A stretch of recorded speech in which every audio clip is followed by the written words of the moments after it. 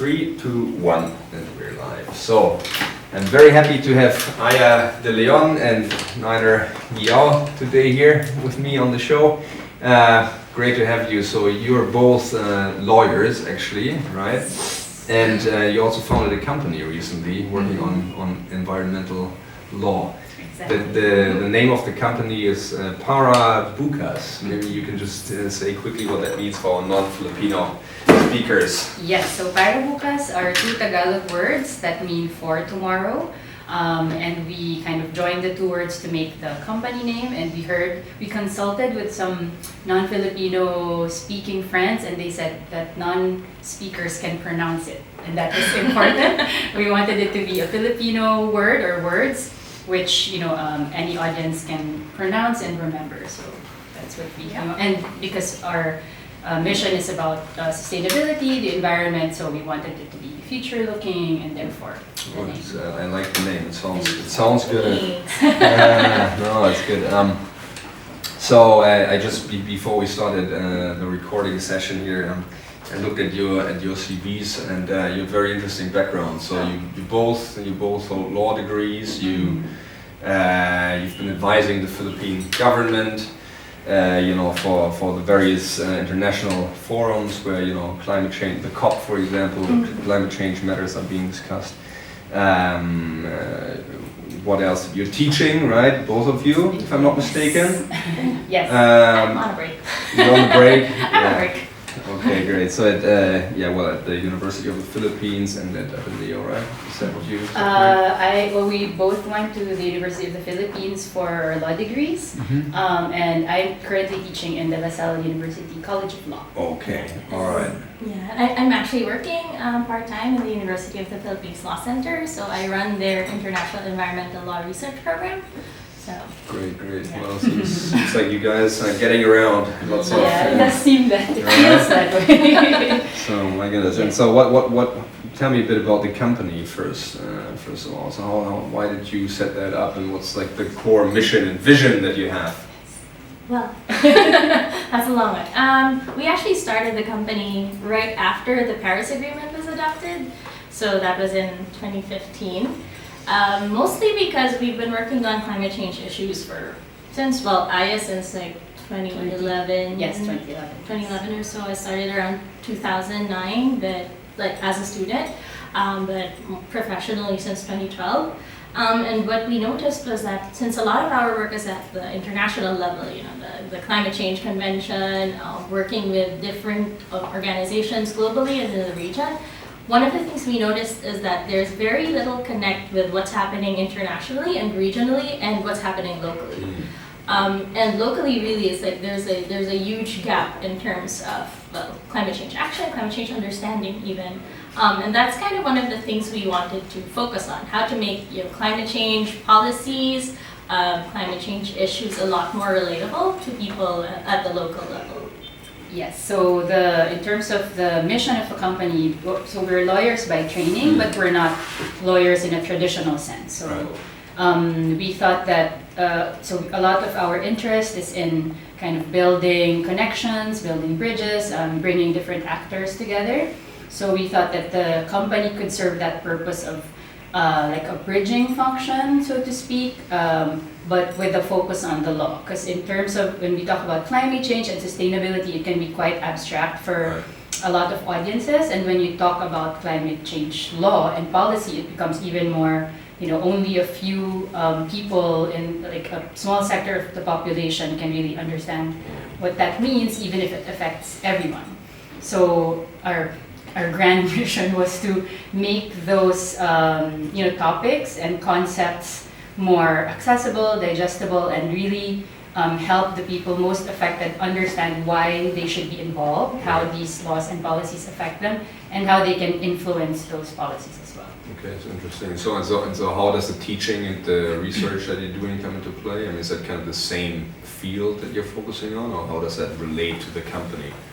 Well, I'm teaching actually in my personal capacity. I'm teaching natural resource and environmental law, but all my bias definitely comes into my teaching. It's actually my first semester teaching formally.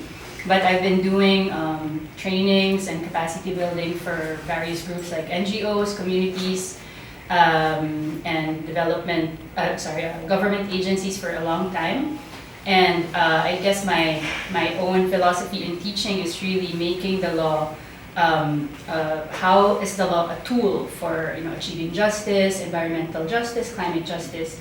So in terms of my teaching, even if it's my first sem in an actual university, the first meeting I was like, so this is going to be a very, my biases will come out, that the law is not, it's not just something you leave on paper.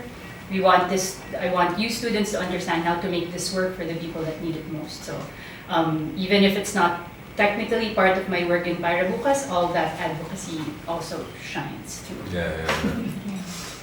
Yeah. So what about you?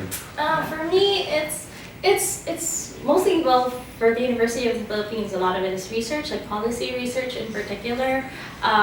The program I'm heading is under the Institute of International Legal Studies, so it's very much related to what we're doing. But also it kind of gives it a bit more of a well-rounded approach, I think, because a lot of policy making in the Philippines is, well, it's not that, sometimes it could be a lot more evidence-based than it is. So, and that's kind of partly what we're also hoping to be able to address, that there's actual, science, or there's actual evidence, community experience that forms the basis for all of these new policies that actually, directly impacts people's lives. Right. So break it down then for a layperson like me. So what is the relevant part of the law, and what should people understand about it, and what's maybe difficult to understand? What's kind of like the translation job you're doing, right? I suppose it would depend on your audience, right? So for example, for the trainings and briefings we tend to we do try to tailor it to the audience. So it can be, say, we do like executive briefings for like heads of companies and just explain what the international developments are. So for example, countries have committed to reduce their emissions by so-and-so. The Philippines has made these commitments, for example. And in terms of implementation, that's going to mean that energy regulation might change, and then therefore policies in the companies could change. So that's sort of one level. And when we are talking to communities, maybe to bring it like kind of to the other end, we really tend to focus on rights, so environmental rights. So for example, the Philippines, we have so many environmental laws. We have I think we have one of the highest number of laws in the world in terms of the actual things that have been passed by Congress. So we have something on water, air, solid waste, pollution, everything. And if we're talking to communities, or for example, dealing with illegal logging in their community, if they are, what we try to see is if they're even aware of the laws related to forests and illegal logging. And then at that level, so we explain what the laws are, and then what the rights are under the law, and then what their remedies could be. So could it be just simply asking their mayor for to address the issue, or is it filing a suit, or is it forming a people's organization to help them have a more concerted effort? So it can really vary widely depending on the mission, but I guess we always start from what the audience's needs are, and then we try to break it down according to that need. Okay. There's actually also the more basic translation, which is literally language. So most of our laws, well, not most, all of our laws are in English. Okay. And for the most vulnerable of our populations, it is rare that they would understand English. So then that's like a literal, like actual language-based translation of what the law is and what it means to them and how it would affect them. And well, I guess for like the private sector, it's also, for example, if we need to talk to like a renewable energy company, and they need to know what new developments internationally are relevant to them, then we'll basically like go through all of the developments internationally and be like, okay, this is relevant to an energy company, and that not so much, so that kind of thing. That makes makes sense. It makes sense. So where do we stand now actually in the Philippines? I mean, in terms of commitment, in terms of implementation, and the status quo. Well, I would say, well, we are a party to the Climate Change Convention, the UN Framework Convention on Climate Change. We're also a party to the Paris Agreement, which is, well, basically the Paris Agreement is a legal instrument on its own, but it's actually also primarily based on the Framework Convention of Climate Change. So the objective of that one is to make sure implementation for the Framework Convention goes faster and is more effective. And under the Paris Agreement, countries are supposed to be submitting their nationally determined contributions, which is basically, well, you know, you figure out or you tell us what you can contribute towards the global goals. The Philippines has submitted, well, before the Paris Agreement was adopted, we submitted an intended nationally determined contribution, which said that we would be cutting down on our emissions by 70%. 2030, right? Based on business as usual, 2010 levels, we'll be cutting 70% by 2030. But when we ratified the agreement, we kind of put a hold on that. So we said, we're kind of fixing that. So please don't consider it our nationally determined contribution, and we'll send a new one. And that was in 2016 when we ratified it. Yeah. So that was 2016, and our understanding is that they're still working on the actual nationally determined contribution. And although the second, because you're supposed to submit one every 5 years, so the second deadline is actually the deadline for the second NDC is supposed to be this year, 2020. So hopefully the country will make it to this end. So And we don't know what's in it. you don't know what's in it? We don't know what's in it yet because the government is supposed to be conducting consultations with the agencies and other interested stakeholders on what the new numbers should be. And when we have tried to find out, and we kind of get the same answer, like we're still verifying. And so we have an idea of the sectors that will be included, but not the actual. So how do those numbers get determined actually? Well, I think it's consultation with government agencies involved. So for example, we're going to have an energy target, so it's with the DOE and then interested stakeholders, and maybe power companies and the like, and supposedly also NGOs. And I think also waste will be there, so that's with the DNR and so on and so forth. And it's, I think, asking the agencies how much we can realistically achieve, like ambitious but achievable. But we don't know how that has been faring because 70% is high for any standard. So when the government announced that, we were like, okay, really ambitious, like maybe commendable, but we're not sure how realistic it is. Yeah. So that's why they were like, wait, actually we need to like recalibrate, recompute. So right now we don't know where the numbers are.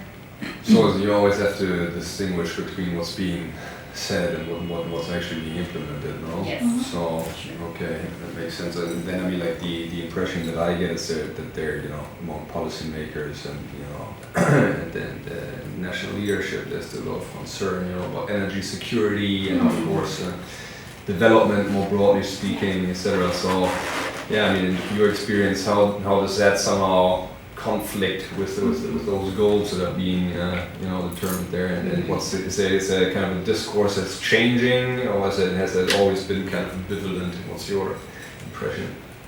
Well, when you talk to civil society, when you talk to a lot of the advocates, and just generally, the general public, there's a lot more awareness about renewable energy, but there's also a lot of confusion. So their question is usually, is it true? Is it true what the government says that coal really is so cheaper and that we need it and all of that?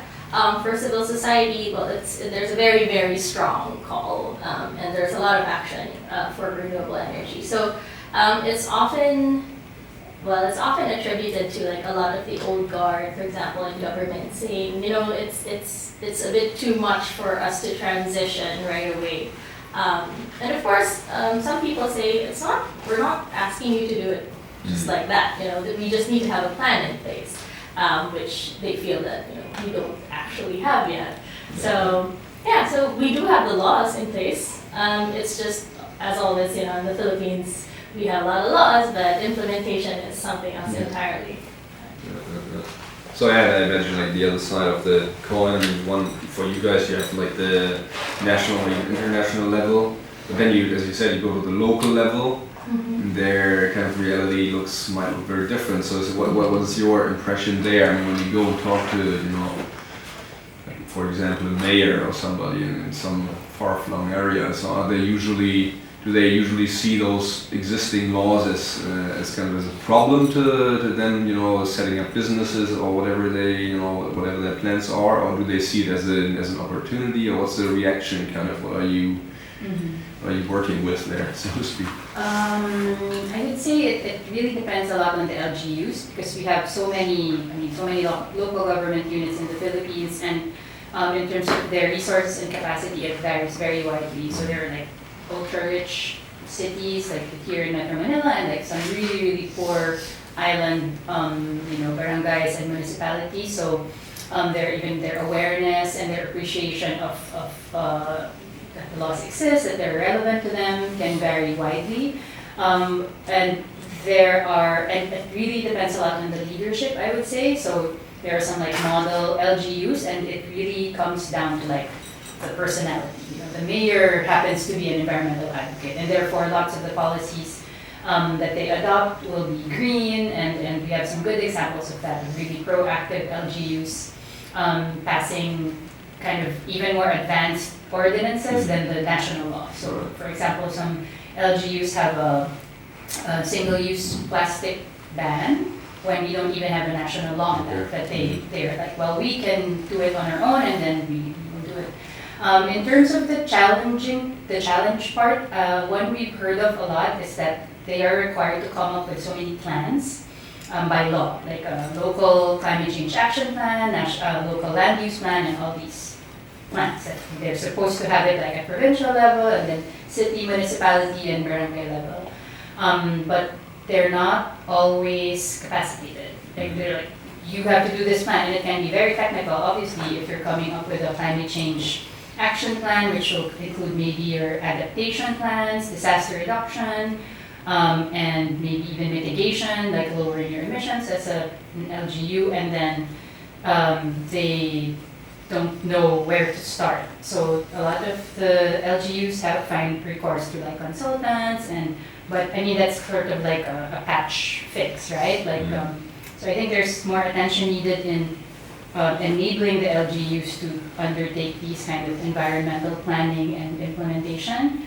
For example, Manila Bay, all the LGUs that like adjoin Manila Bay or affected by it or affected have supposedly this mandate under the Manila Bay case and under this task force to rehabilitate Manila Bay. And there are all these kind of, let's say weird, but like, okay, now you LGU, you have to do this, and you have to do this, and you have to do this, and no one kind of explains to them how. Right. You're just expected to deliver results, and if you don't, then you're penalized. And that creates a problem for the LGUs because it's not like they don't want to do their part, but they're kind of left on their own. So I think those are my takes on that. Yeah. The reports are really something that they often complain about, right? Like we have to write like 20, 30 reports, we don't know how to write these reports, and reports are very resource intensive, so plans are very resource intensive, so they're just kind of left struggling there, and sometimes, it's not the objective, the intent behind them having to put these plans and reports together are good, but if you just leave them to their own devices without offering the kind of support they need in the beginning, then they're just pieces of paper in the end. So. And so how would you describe kind of how, for like LGUs, for example, like they are the ones tasked with the implementation, but like how does the private sector come into play, and then maybe also international donor organizations? So where is kind of like, is there kind of one nexus, or does it all happen like at different levels, and then you would kind of bring your company back in, into the mix? You would be the ones who kind of jumping from one level to the next, and you're kind of trying to explain to people what's going on and what's relevant to them? Or is there like, for instance, in Metro Manila, is there like some kind of forum where, you know, like LGUs have the chance to meet, you know, other relevant stakeholders, and they can kind of, how does it all work? How does the system work? Well, we're pretty flexible bunch, so mostly for Parabukas, the setup has been that there are some partners that we have, like some grant-giving institutions, for example, that partner with us to support like a government office, agency, or maybe even a local government. So it's usually that way because I'm not too sure about the procedures between grant-giving institutions or organizations directly approaching government. But one of the ways that, because I believe that some organizations have, you know, policies about directly working with governments. So in our case, we do have there is a foundation that we usually work with that provides support to the government basically by contracting us to work with them. So, and that's, I think, a lot of other organizations work the same way. So for example, for this one, there's one where we're tasked with capacitating or helping capacitate a government agency when it comes to like the Convention on Biological Diversity and the Climate Change Convention, and we provide support when we're at the conventions as well. So the agreement is between Parabukas and the foundation, and then it's also between Parabukas and the ministry involved. So. Okay. Yeah, I think in terms of receiving support, there are a lot of technicalities with government, right? Because they can't just hire anyone. There's like a procurement process. So it gets tricky, but I know that it comes in a few different ways. There are some donors or even like individuals who want to contribute that go directly to LGUs. I think what I've encountered before is just that LGUs do have to be wary about, you know, like money approaching, like we'll invest here and then, you know, we'll take your resources, we'll give you money, we'll give you jobs, where there should be more safeguards that maybe the DNR should be kind of alerting them. So for example, there were a few cases maybe 8 years ago of like carbon cowboys who would go directly to communities and say like, we will buy your carbon for this much money and for keeping your forest standing, but kind of how the money would flow and if these investors are legitimate and all that were very, like, not very credible. So the DNR came out with I think a resolution or a memorandum order saying like, if LGUs, if you encounter this kind of investment, you have to be, we don't have regulations on this yet, so you should be very careful about dealing with them. And just one more point on like, the forum. I think there definitely are some initiatives that try to bring these sort of actors all together, but they're still not really centralized, you know, like more regional maybe or local. But one is the local league. So there's a league of municipalities and league of cities. And it's basically like an organization of the LGUs themselves or the mayors, and they try to help each other out. And I know, for example, the League of Municipalities, we have encountered them working with the Climate Change Commission on fisheries issues, and they're very active in that. So they try to kind of assist municipalities in terms of fisheries, marine, and climate policy, as I understand it. So they do exist, but still kind of piecemeal. Right. So, I mean, like, and then lay of the land wise, so what are the big fields where, you know, where this becomes concrete? So obviously you have, you know, emissions reductions, but you also have, I guess, you know, I don't know, plastic pollution of the sea must be a big issue, I guess, in a country like the Philippines. And deforestation is probably one. Well, then you still have, you know, related to the first issue, of course, ongoing usage of coal, as an energy source. So what are like the main, what else is there?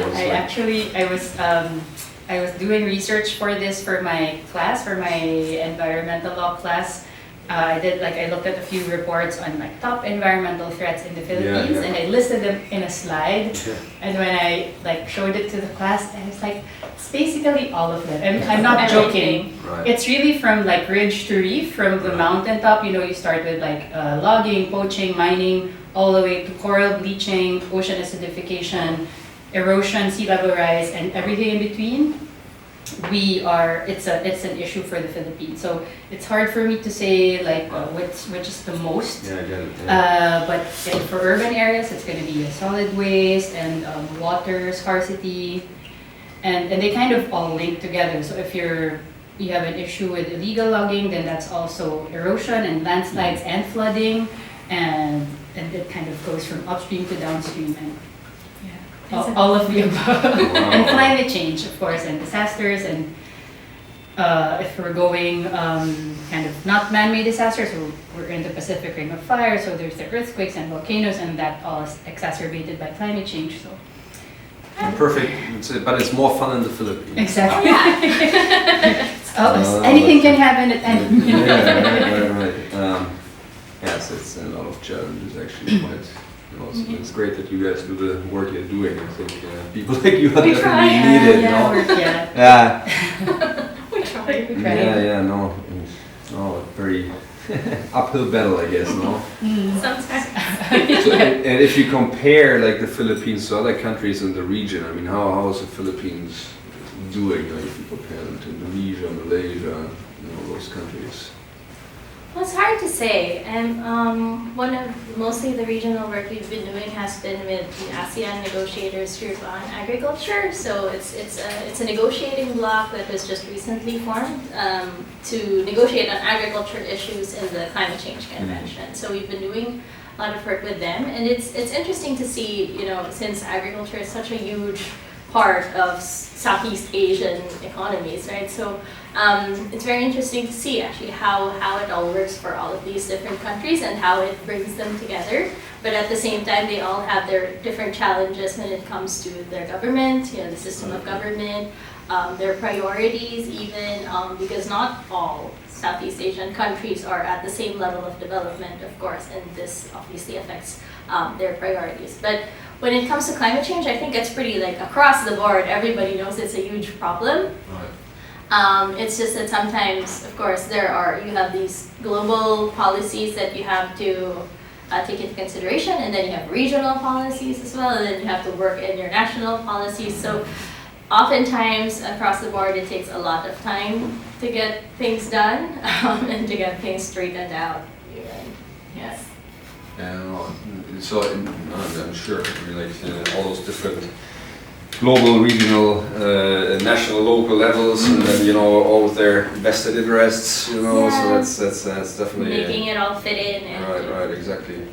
So speaking of the of the international level, so did you guys also go to the last COP? Did you attend this one? So how does that, like for our listeners, how does that, how should one imagine how negotiations at a COP happen? I mean, what's going on there actually? COPs are pretty massive undertakings, so usually there's an attendance of like 45,000 people. Right. All flying there, right? Yeah, flying there. Unless they live there. Unless they live in the Right. area. And it's a 2-week period, so normally you have the actual negotiations between and among countries that are party to the convention. And then you have like the side events where civil society usually participates. So actually, even in the negotiations, civil society does have somewhat of a voice. You have booths, so it's basically this huge gathering for people to exchange knowledge and experiences and just try to find, like-minded people or organizations that you could work with. But also there's the negotiations for international policy that they're working on so that you can achieve like the climate change goals at the global level. So yes, this huge thing. The Philippines had a very small delegation to this COP.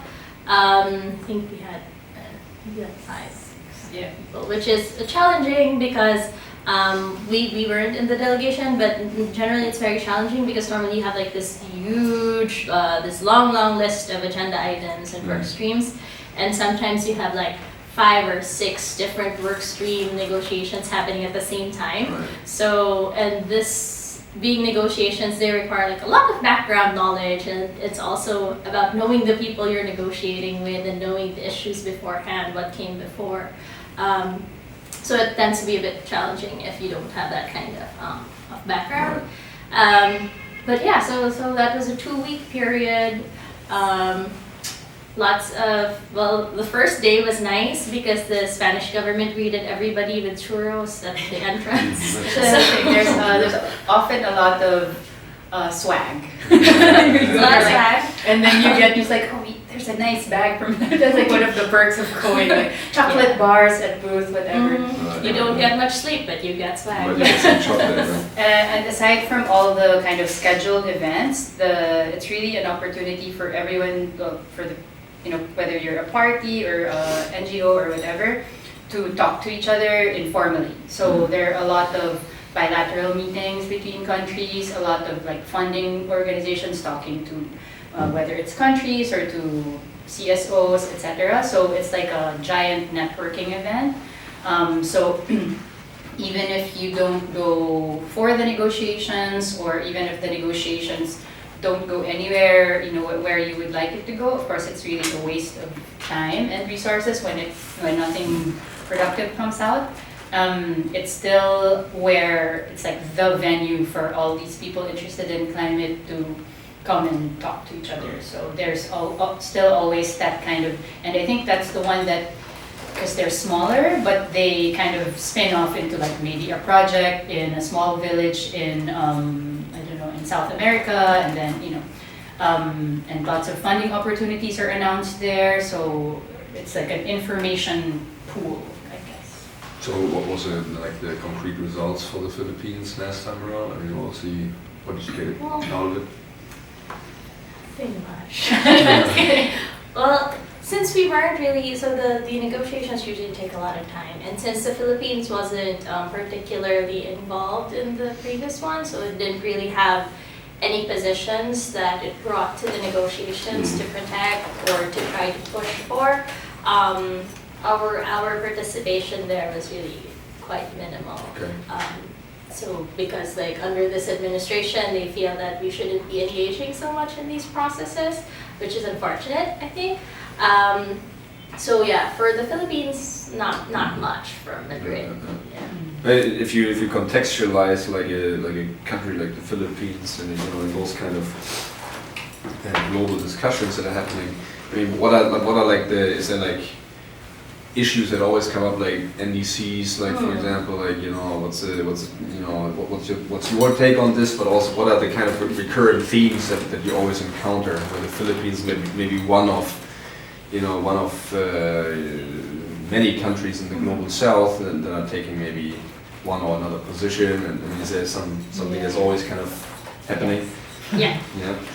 Well, for the Philippines, I mean, historically the Philippine delegation has historically actually been a really, really powerful voice in the negotiations. So the past few years are kind of an anomaly. Okay.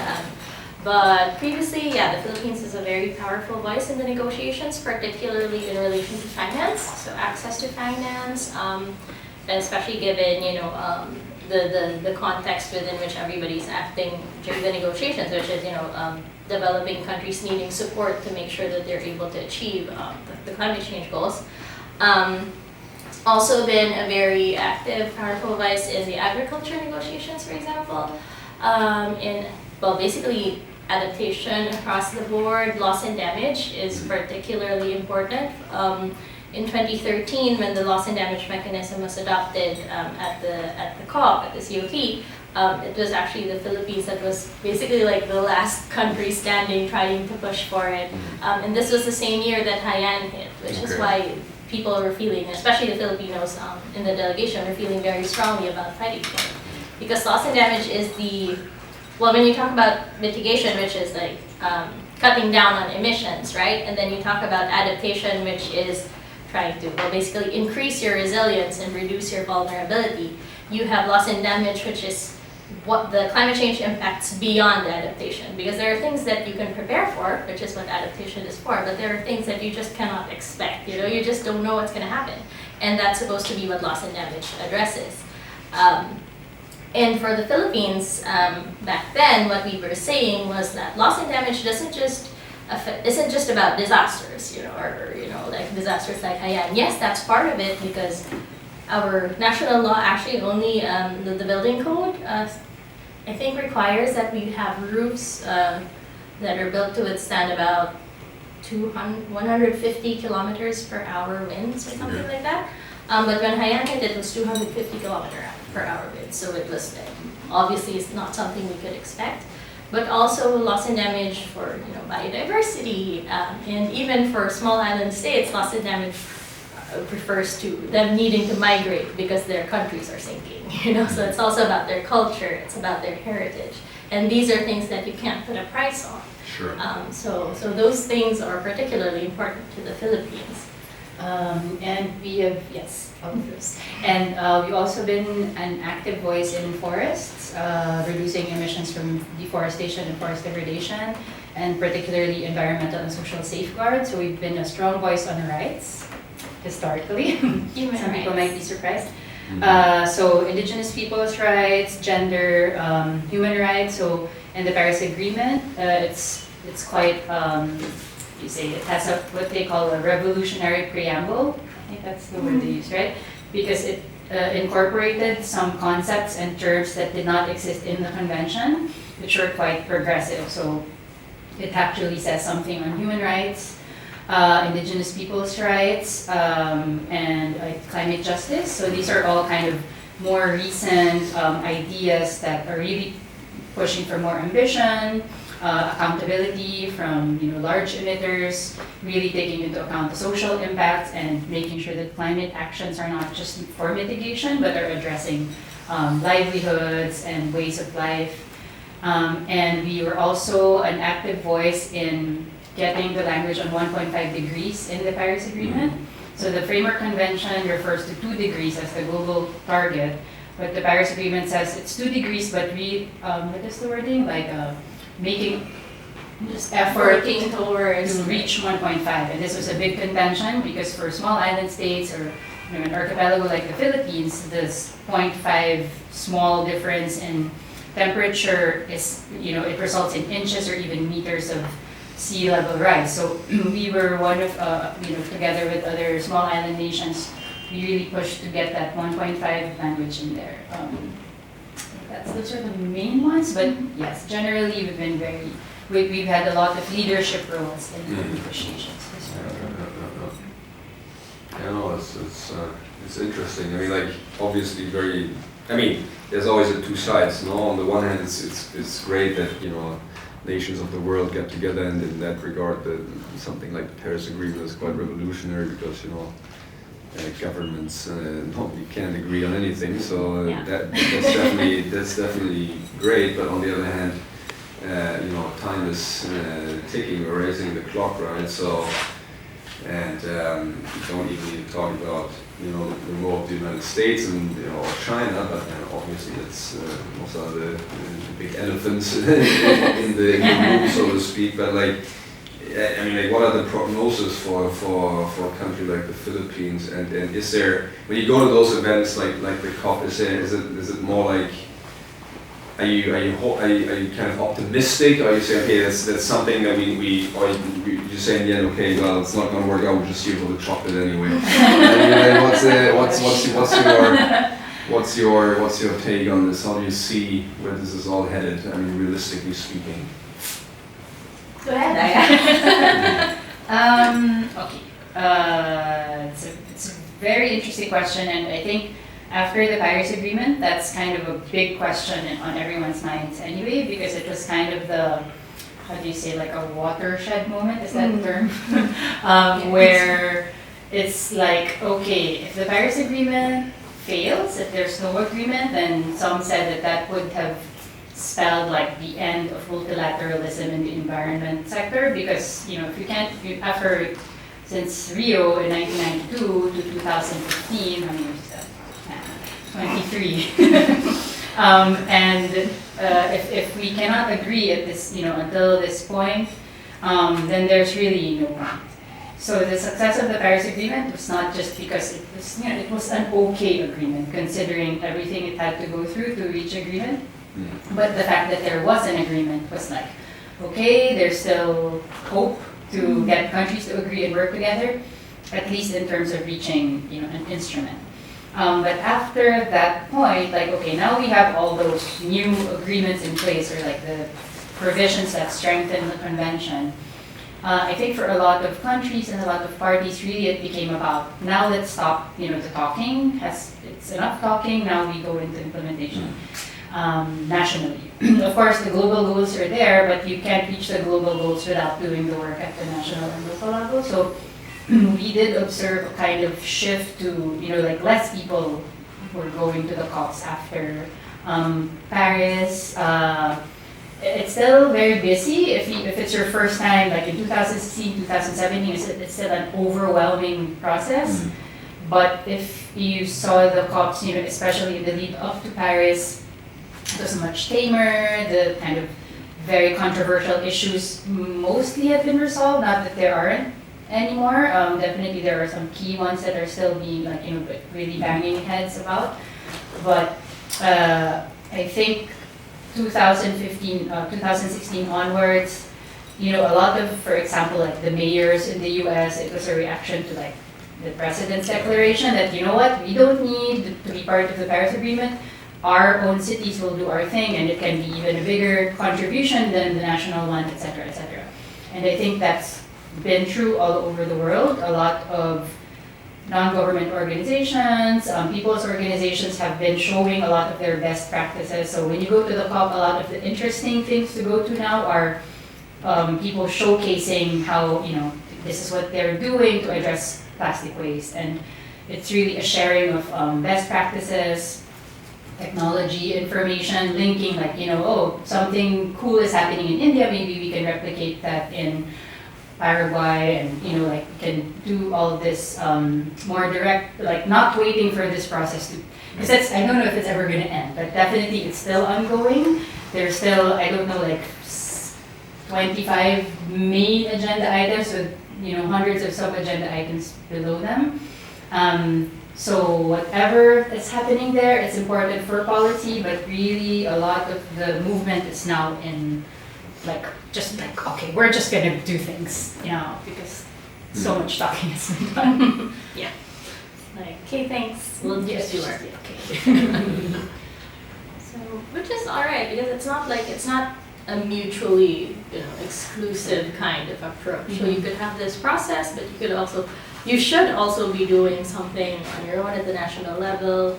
I can't recall who said it last week. So it was like they said that there's international policy and there's national practice. So there are different things that could be done at the same time. Nobody's trying to stop you, so we might as well just do everything we can. So what do you think in the end will be like the biggest factors, contributing to success or failure? Is it going to be those things like the COPs and like the agreements between the countries, or is it going to be maybe really like the private sector?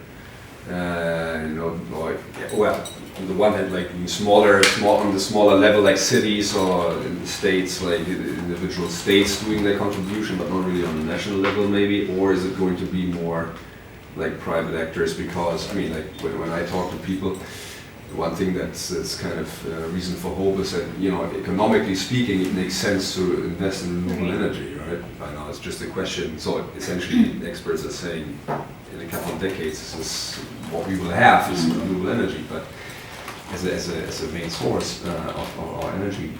But it's a question of time, right? So what will be damaged in the meantime? So how do you see this? I mean, is it like, obviously it's not an either or, but where do you see the strongest kind of let's say reason for hope, and or like what are really like the points where it'll where it'll be determined if we're going to be successful or not? Well, I think if we're talking about speed, then we need the private sector, we need local communities, we need, if you're talking about speed, don't rely on the climate change negotiations, for sure. Because, well, the thing is, the process is really by consensus, the negotiation process.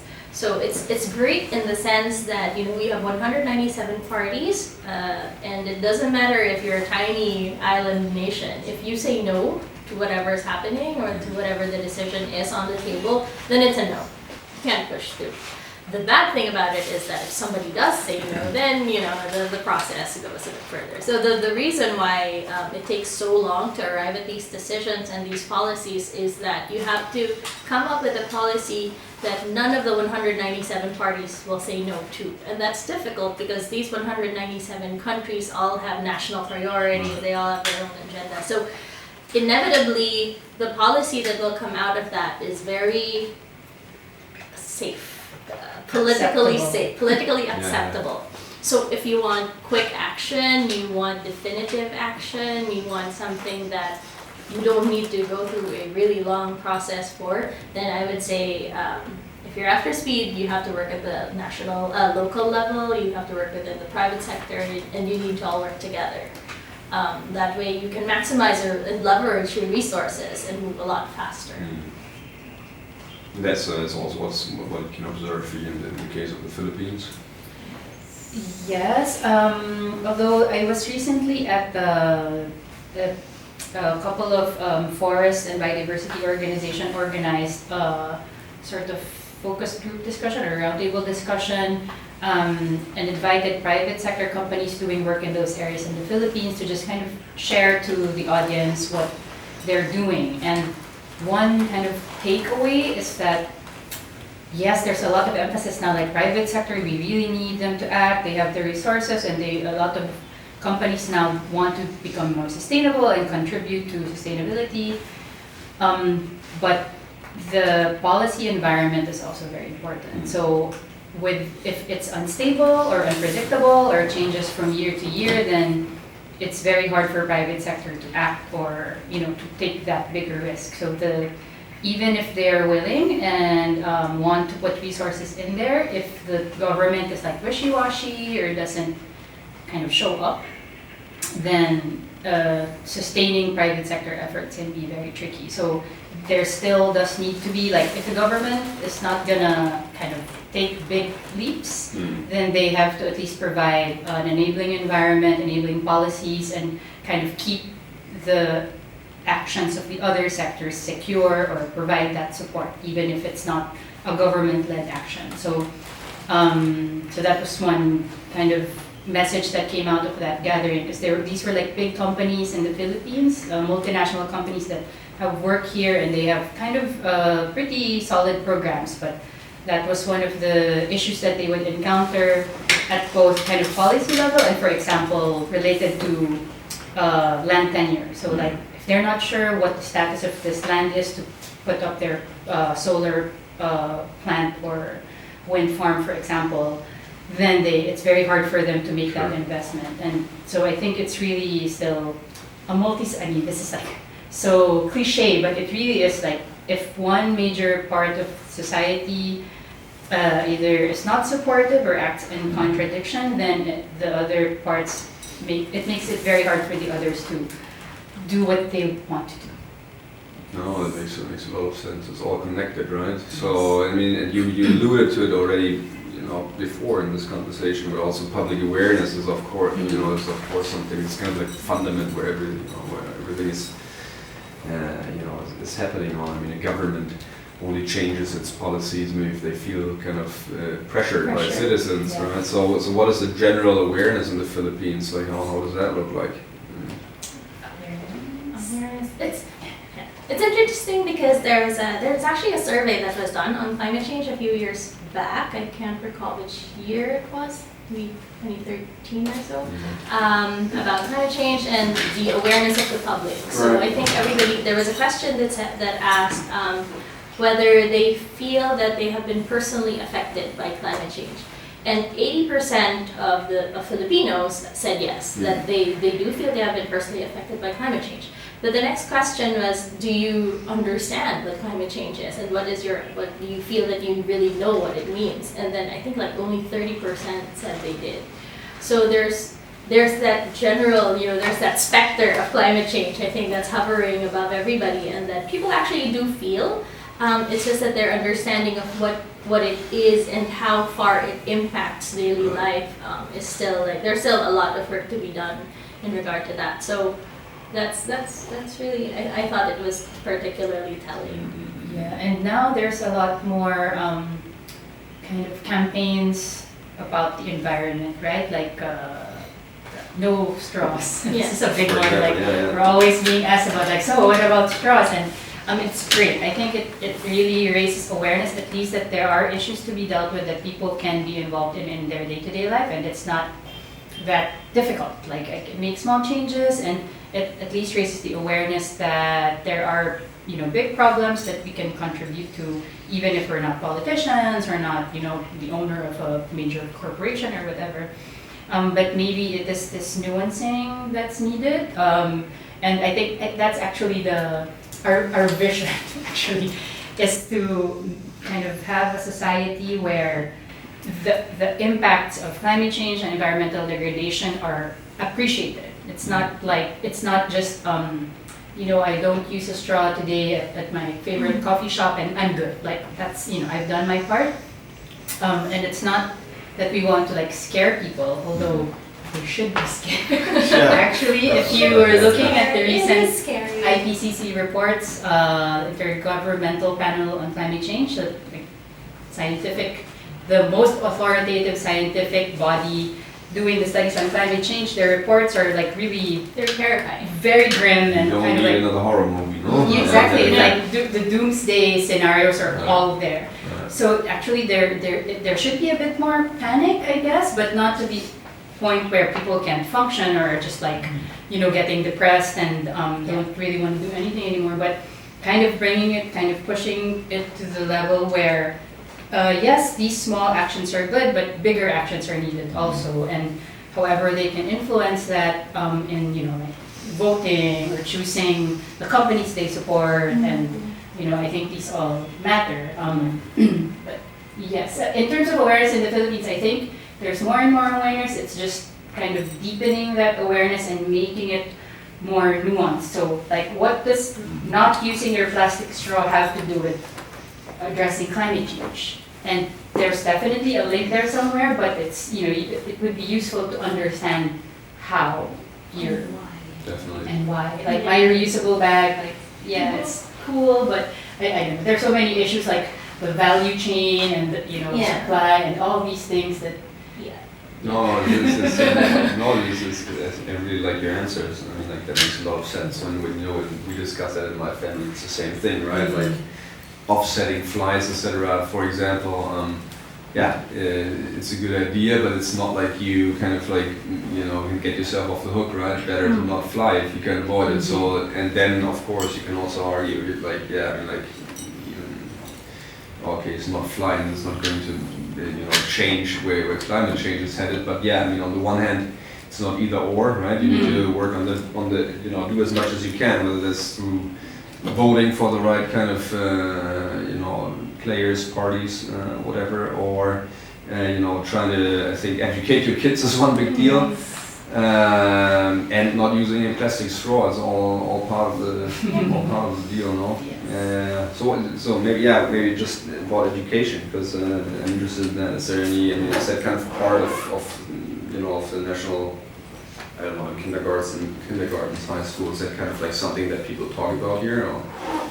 I know there's a recent, there's a law that requires high schools, right, to teach disaster risk reduction and management.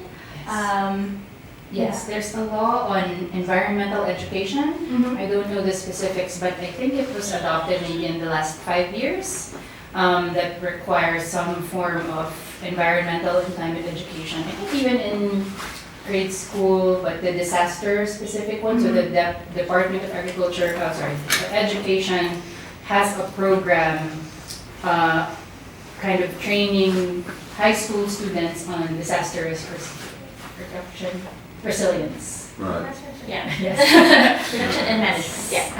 And we saw a presentation from the person from the department who heads this, and it's quite comprehensive. Like it seems like they have really a program set out, and they also hosted a national climate change summit. Yeah. And we do it annually, the Department of Education, which I only heard about it the past year, but it's quite a big event, and it's bringing educators, practitioners, I think scientists, and government to talk about education, and they highlighted a lot of science projects by high school students from all over the Philippines that, you know, converting plastic into like really cool projects, and we didn't even know that the department had those initiatives. So I think it's doing well. Like the reach seems to be quite far, but in terms of the specifics, I'm not that familiar. Yeah. It sounds But it exists. better than it could be, right? Yeah. Definitely. Well, and then, you know, last but not least, how about you guys? Like in 5 years, where would you like to see your company, and like what are you doing? What's kind of like what's the roadmap? Where do you see yourself? CFO. I'd like to see the company turn a profit. Yeah, well, actually, it's been really enlightening for us. I mean, and not just about working in the environmental sector, but also just trying to get a business up in the Philippines. It's interesting and frustrating. So, but word to use. interesting. It encompasses a lot of things. That's true, But yeah, so it's also, and a lot of it, like the challenges that we're facing, like trying to get a business up, trying to work with different organizations, different sectors. It kind of also gives you an insight into why things are so difficult when it comes to the environmental sector. You know, it's like there are a lot of there's a lot of bureaucracy, a lot of red tape that's actually holding a lot of organizations back when it comes to collaborating and making sure that there are actual results. So 5 years from now, that's a really tough question.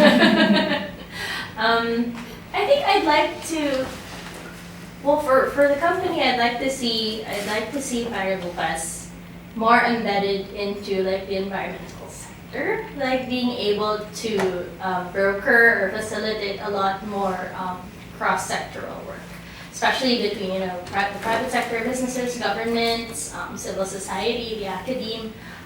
We'd like to see that because there's a lot of the projects, a lot of the work that's happening, there's a lot of great work that's happening. It's just that sometimes they tend to be very similar in some ways when you could join forces and make the work a bit more expansive, or like you have a bit more resources to tap if you work together.